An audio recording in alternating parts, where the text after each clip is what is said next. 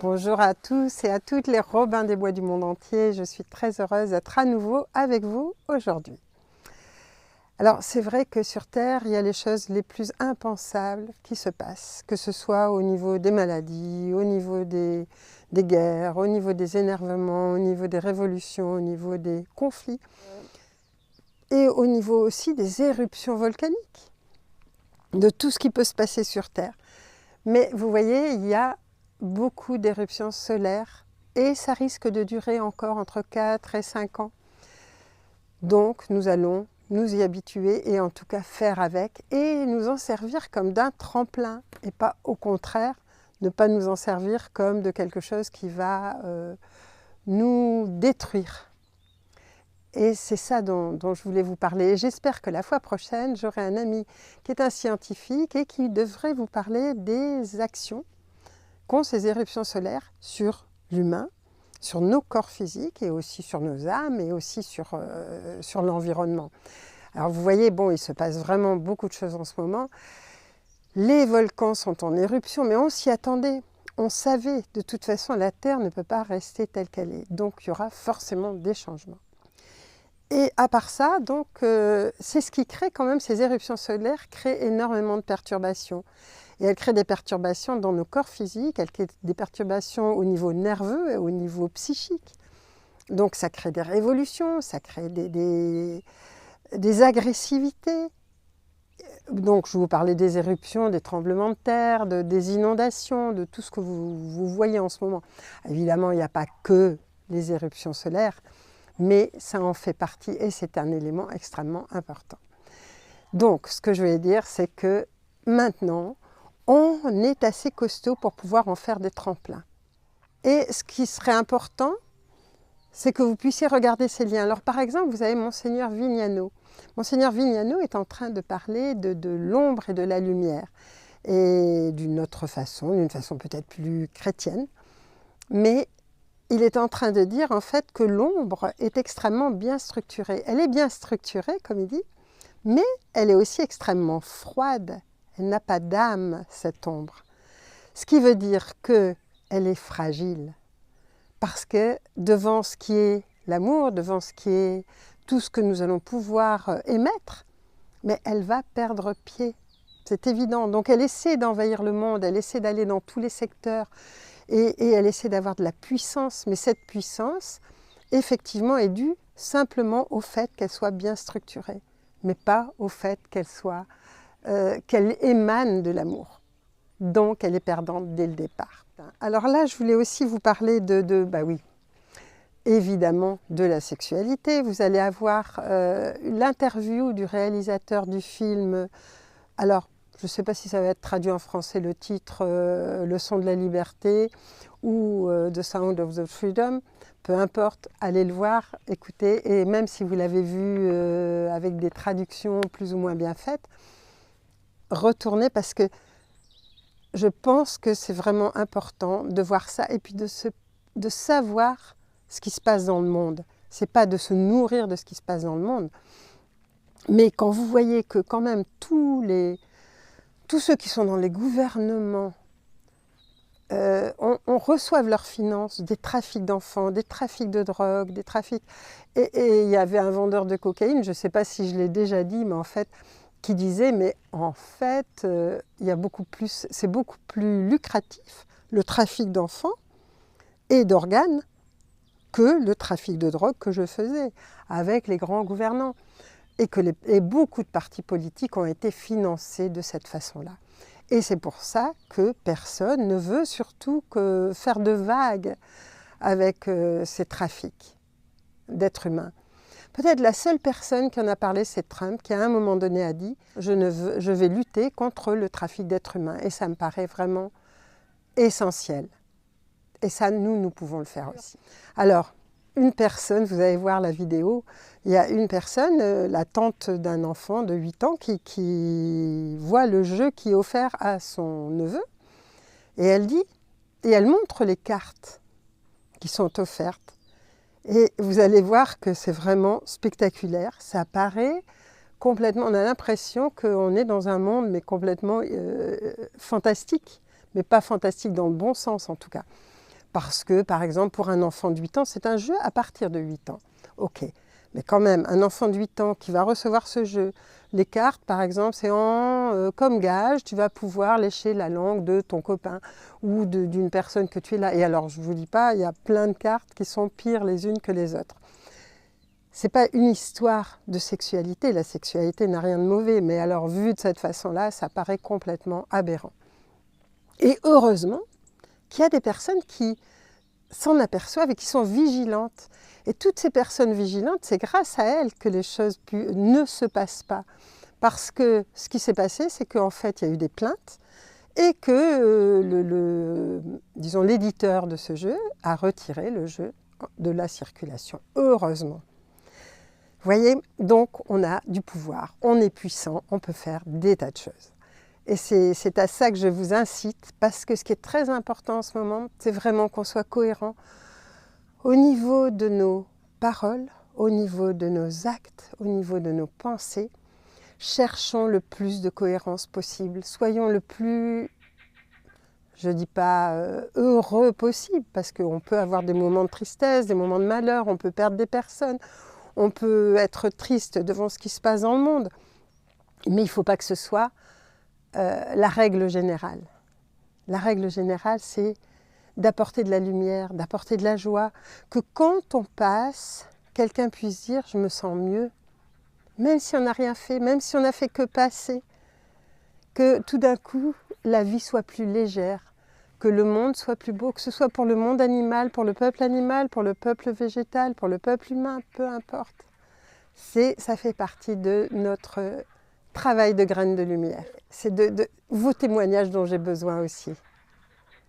Sur un petit mot, pas pour moi évidemment, pour la planète, ou parce que vous êtes nombreux et que nous sommes tous reliés.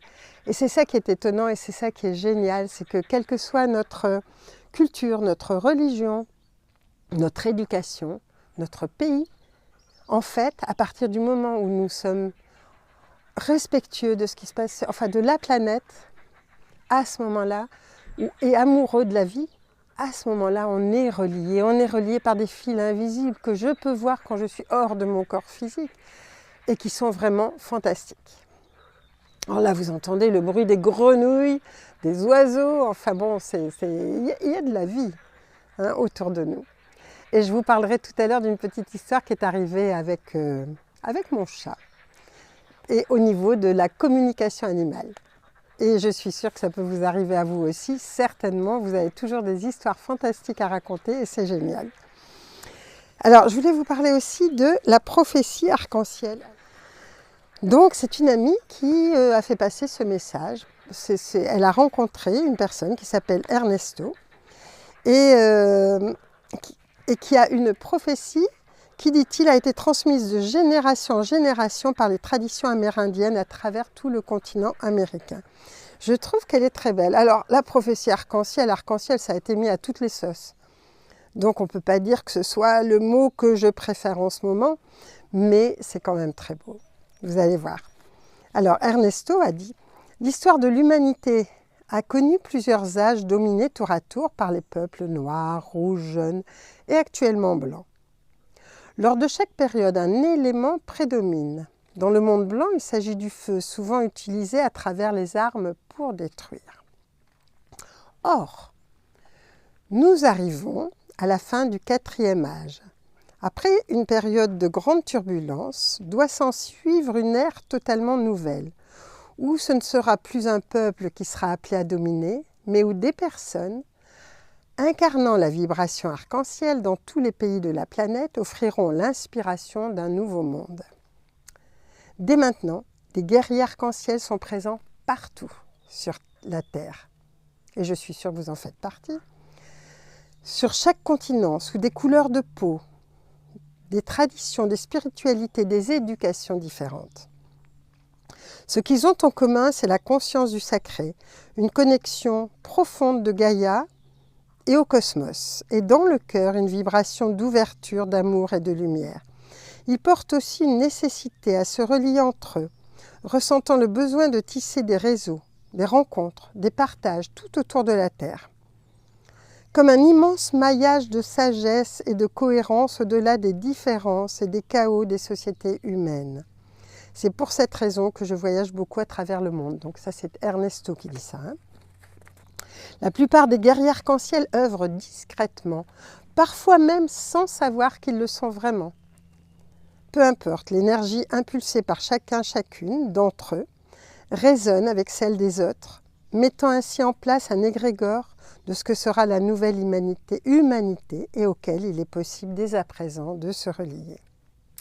Je trouve que c'est beau. C'est beau parce qu'en fait, pour moi, c'est vrai, quoi. Alors, je vais vous donner encore d'autres choses sympathiques quand même, parce que aussi dans les liens, vous avez une interview de l'avocat qui s'appelle Brusa, et qui dit, mais en fait, moi, j'ai pu me balader pendant tout le confinement parce que je me suis mis dans une association, où j'ai créé une association.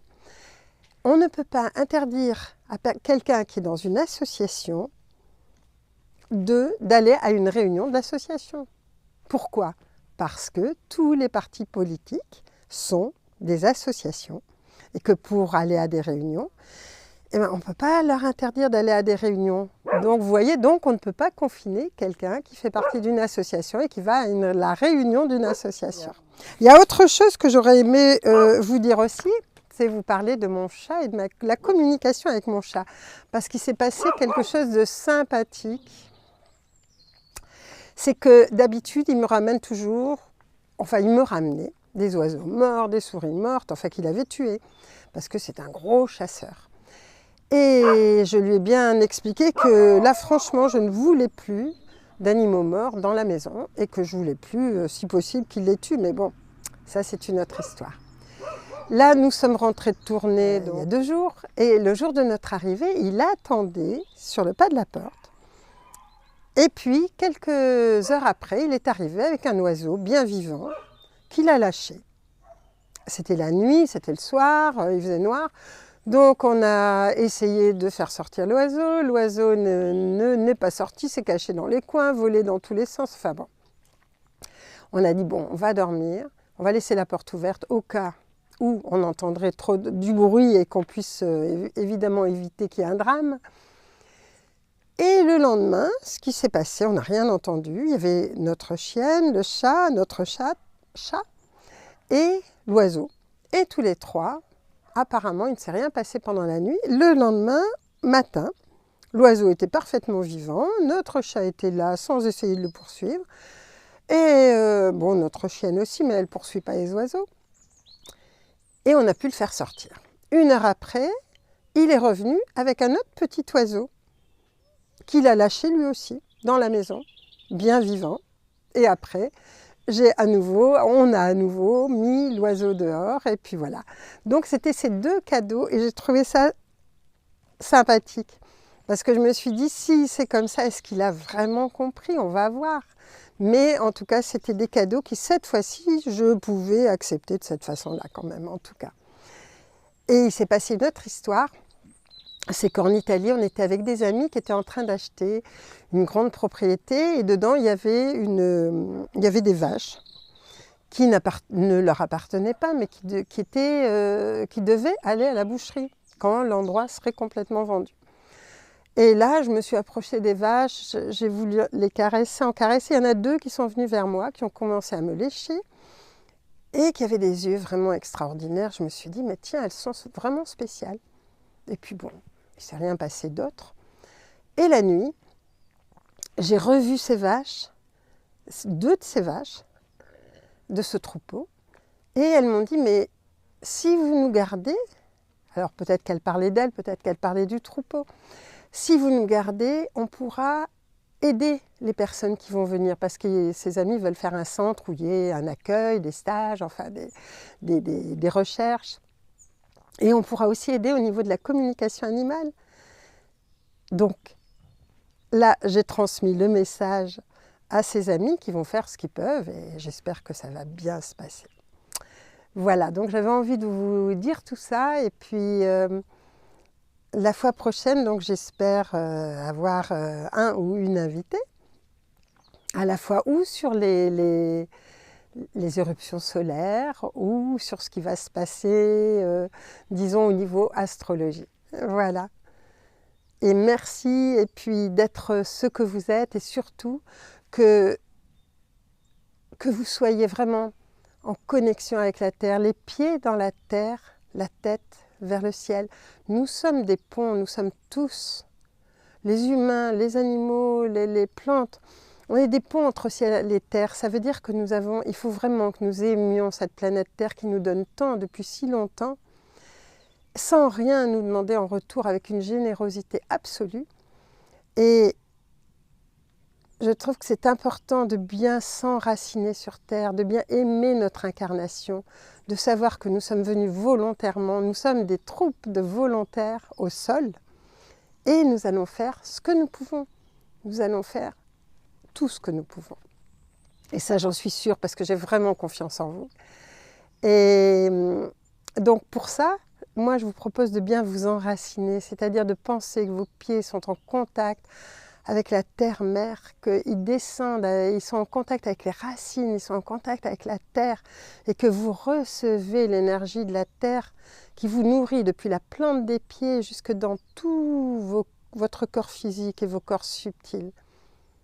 Et puis que vous recevez aussi du ciel, l'énergie ciel, cette énergie dynamisante qui va pénétrer votre 7e chakra, le haut de votre tête, et qui va descendre dans tout votre corps physique et dans tous vos corps subtils, qui va les nourrir. Et rien qu'en faisant ça pendant quelques minutes, vous allez vous ressourcer quand vous sentez que c'est trop dur, quand vous sentez que c'est trop lourd, que vous êtes fatigué, qu'il y en a vraiment assez. Faites-le. Ou faites-le chaque matin, ou faites-le chaque soir, faites-le quand vous en avez envie. Mais vous allez voir combien la terre et le ciel sont généreux, et combien ils peuvent vous donner d'amour et de ressourcement. Et combien le prana, qui est vraiment la circulation divine, pénètre à ce moment-là en vous parce que vous êtes attentif, parce que vous êtes accueillant, parce que vous avez envie d'être avec lui, parce que vous acceptez que d'autres énergies vous habitent. Des énergies d'amour, des énergies qui vous nourrissent, pas simplement la nourriture physique, mais tout ce qu'elle contient de subtil. Un peu comme les gnomes ou les lutins qui viennent et qui prennent de la nourriture que vous leur donnez, qui ne prennent que l'éthérique, le subtil de cette nourriture. Donc on a l'impression que la nourriture n'a pas été touchée quelquefois, alors qu'en fait, ils ont absorbé toute l'énergie subtile. Et ça, nous aussi, petit à petit, on va apprendre à le faire.